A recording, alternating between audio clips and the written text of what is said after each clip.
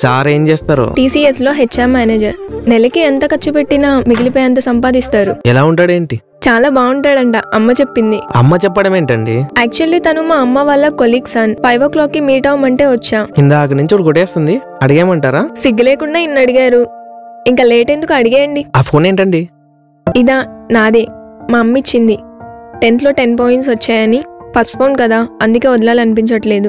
అందరూ స్మార్ట్ ఫోన్లు, ఇన్స్టాగ్రామ్లు, వాట్సాప్లు అని వెళ్ళాడుతుంటే మీరేంటండి ఇంక ఈ ఫోన్ వాడుతున్నారు? పదాలు పలికితే వినడానికి బాగుంటాయి, అక్షరాలు రాస్తే చూడ్డానికి అందంగా ఉంటాయి. వాటిలో ఒక నిజం ఉంటుంది. కానీ ఎవరు పంపించినా ఒకేలా కనిపించే ఈ మెసేజెస్లో నిజం ఎక్కడుంటుందండి? రిలేషన్ అంటే మెమరీస్తో ముడిపడాలి తప్ప మెసేజెస్లో మిగిలిపోకూడదు.